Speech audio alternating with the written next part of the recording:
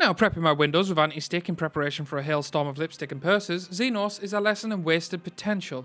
How's it going, Warriors Alike? I'm Myth, the latter fellow who clearly has a fetish for hurting fragile egos, and today we're going to double down on that concept with my 5 spiciest hot takes in Final Fantasy XIV. Oh shit, here we go again. I held the same opinion in Warcraft as I do here, and unapologetically so. No stats should affect your ability to hit an enemy or the speed of the GCD, so respectfully, can skill speed and spell speed fuck off and die? Thankfully, one half of this has been eradicated in both games, with hit rate and inaccuracy being a thing of the past. These stats absolutely destroyed any illusion of choice because no matter what, you always had to ensure you had at least X amount in order to avoid missing. Sadly, after kicking the horror out, we still have an objectively worse one on our couch, sipping our Pepsi and eating our Doritos. Skill speed and spell speed irritate me because of how stats work in this game. You can very easily accidentally go over speed break point in this game just equipping any upgrade, and it can make your entire job feel out of sync between its minor and major cooldowns. I fundamentally hate this, and whilst I don't want the game to be dumbed down, I'd like to see these removed / replaced with something that doesn't have the potential to ruin my job feel on accident. Well, if I'm going to get ratioed, this will be the one to do it. Heaven's Ward is commonly misremembered and absolutely overrated. Now to get the positives out the way, the story was a masterpiece. The problem is, the story isn't the only defining part of an expansion. Heaven's Ward nearly absolutely killed the raiding scene, and in my opinion, had job balance in the worst state I've ever seen it. I could make a whole video on this, but bigger and better content creators who have existed longer than me already have done this topic to death, so I'll move on. Now prepping my windows with anti-stick in preparation for a hailstorm of lipstick and purses, Xenos is a lesson in wasted potential. Hear me out, hear me out.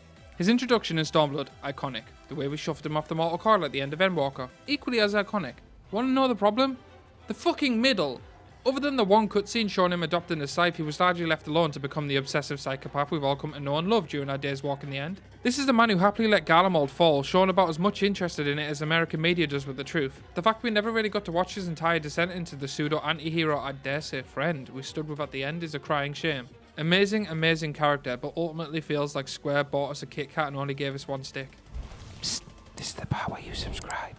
Now I'm fairly convinced virtually anyone with half an elitist attitude is already typing out the hate comment here, but let's make that a little worse. The 2-minute meta was a positive change in Final Fantasy XIV. Wanna know what fucking sucked about the old design? When your static had planned burst window in roughly 70 seconds and you have a 90-second cooldown that's just come back, and because of how stupid tight some DPS checks are, you were basically forced to hold it like a crypto whale, because there just wasn't enough time to sneak in another use. The 2-minute meta has its downsides, but it's completely eradicated this problem as far as I can see it, which is a fundamentally good thing. Though I feel people who complain about this need to check their post history, because one of the most complained about features of our job design less than a few years ago was how hard it was to sync and synergize.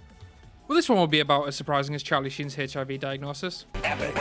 But my spiciest hot take is that DPS meters and by extension FF logs are a slow-acting poison on the FF community the same way it has been for Warcraft. They breed a variant of toxicity that gatekeeps content and destroys 3 fundamental pillars in any MMO. The first pillar is the one to support and help improve others. Once you give someone the ability to assess their entire group's damage as a whole, 9 times out of 10 the weak link is replaced rather than coached and corrected. Suddenly a boss fight that's supposed to place emphasis on team performance is instead viewed as various individual performances. The second pillar is choice. As for the most part, a meter allows you to see which jobs are doing the best, and rather than these jobs being seen as an asset, instead the assumption is made that the other jobs are bad. This leads to pressure being placed on people to play certain jobs. The final pillar that falls as a consequence of the previous 2 is fun. When you end up in a situation where you're less likely to get in PF groups based on your job choice, when you're vibing during your roulettes, unaware someone is logging and suddenly you're getting turned down from a static application because you have a low pass on some generic normal boss fight, when you have to play a certain way and your entire worth and value has been stripped down to a single number on FF logs or a meter, you quit. I watched this happen to Warcraft over years, and I'm glad the Square has the zero tolerance policy because this shit still happens in FF, but nowhere near as bad as it could be. What do you think? Let me know in the comments down below. Hit that subscribe button if you enjoyed the content, and click this if you feel empowered to assist me on my journey to become the very best, like no one ever was.